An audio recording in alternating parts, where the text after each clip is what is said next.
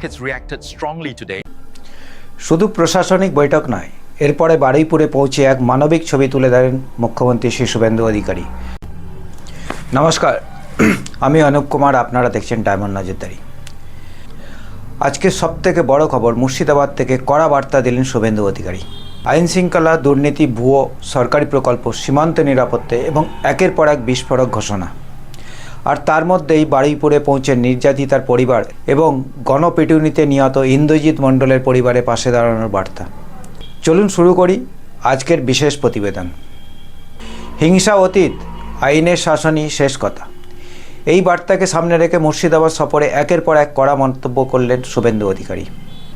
তিনি স্পষ্ট জানিয়ে দেন, ট্রেনে আগুন, বাস ভাঙচুর, পুলিশের উপর হামলা কিংবা আইন নিজের হাতে তুলে নেওয়ার ঘটনা কোনোভাবেই বরদাস্ত করা হবে না। তার দাবি, আগামী সোমবার থেকেই রাজ্যে চালু হতে চলেছে গুন্ডা দমন আইন। তিনি বললেন, আইন ভাঙলে তার রেহাই নেই।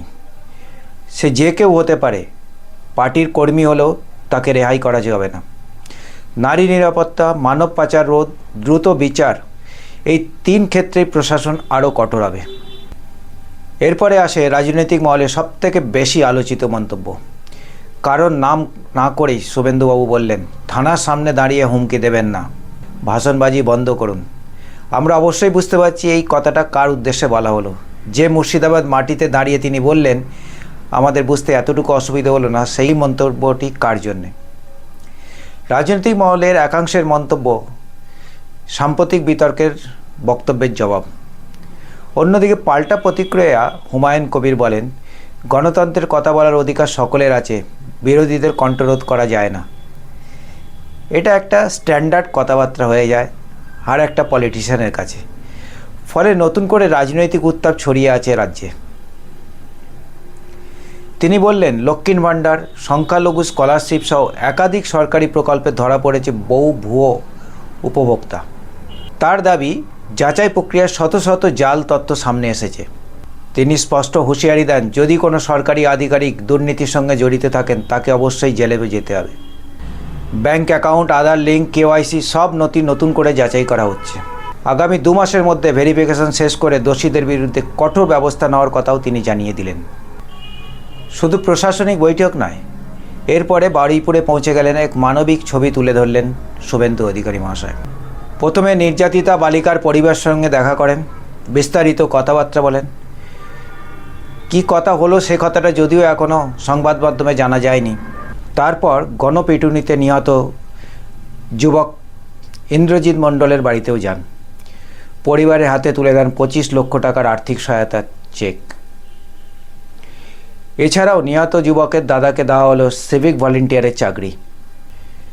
নির্যাতিতা পরিবারের পাশে সরকার কিভাবে রয়েছেন সেই বিষয়ে এখনও তিনি জানাননি। তবে তিনি এই মতামত করে দিয়ে গেলেন, যে ধরনের সহায়তা নির্যাতিতার পরিবারে চাইবে তিনি তাকে অবশ্যই মেনে নেবেন। সব মিলিয়ে একদিনে দুটি বড় বার্তা।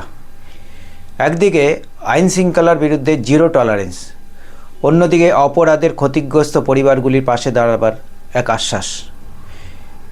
কিন্তু বিরোধীদের প্রশ্নও কম নয়। এই পদক্ষেপ কি সত্যি সাধারণ মানুষের নিরাপত্তা বাড়বে, নাকি রাজনৈতিক বিতর্ক আরও তীব্র হবে? আজকে মাননীয় মুখ্যমন্ত্রী যেভাবে মুর্শিদাবাদ থেকে বারুইপুর পর্যন্ত তার যাত্রা শুরু করলেন এবং যে বার্তা তিনি জনগণের মাধ্যমে পৌঁছে দিলেন, সেটা অবশ্যই ছক্কা মারার ব্যাপার। তিনি আইন শৃঙ্খলা, দুর্নীতি এবং ভুয়ো সরকারি প্রকল্প নিয়ে এবং সীমান্ত নিরাপত্তা নিয়ে একের পর এক বিস্ফোরক ঘটনা ঘোষণা করেন এবং তিনি আজকে এই প্রচারের মাধ্যমে বুঝিয়ে দিলেন জনসাধারণকে তিনি কোনো কম্প্রোমাইজের মাধ্যমে থাকবেন না। আইন শৃঙ্খলার সাথে কোনো কম্প্রোমাইজ তিনি কারোর সাথে হতে দেবেন না। অর্থাৎ পুলিশকে কাজ করার জন্য খোলা ছুট। এটা অবশ্যই পশ্চিমবঙ্গ সরকারের প্রথম দাবি হওয়া উচিত। আইন শৃঙ্খলা যতদিন না এইখানে সঠিক রাস্তায় আসবে ততদিন পর্যন্ত কোনো ইনভেস্টমেন্ট ওয়েস্ট বেঙ্গলে আসবে না। সুতরাং আইন শৃঙ্খলাটা ঠিক করে দেখার দায়িত্ব এখন শুভেন্দু অধিকারীর নিজের। এবং আগামী 6 মাসের ভিতরে যদি আমরা এই আইন শৃঙ্খলাটাকে ভালোভাবে দেখতে পারি, তাহলে হয়তো ওয়েস্ট বেঙ্গলে বড় বড় ইনভেস্টমেন্ট এসে যাবে এবং লোকের চাকরি পাওয়ার ক্ষেত্রে তাদের ইনকামের অবস্থাটাও আরও ধীরে ধীরে বাড়বে। আপনার মতামত কি কমেন্টে অবশ্যই লিখে জানান। ভিডিওটি ভালো লাগলে লাইক করুন, শেয়ার করুন এবং ডায়মন্ড নজরদারি চ্যানেলটিকে সাবস্ক্রাইব করতে ভুলবেন না। আমি অনুপ কুমার, আপনারা দেখছেন ডায়মন্ড নজরদারি। ভালো থাকবেন, আবার দেখা হবে। জয় হিন্দ, বন্দে মাতরম।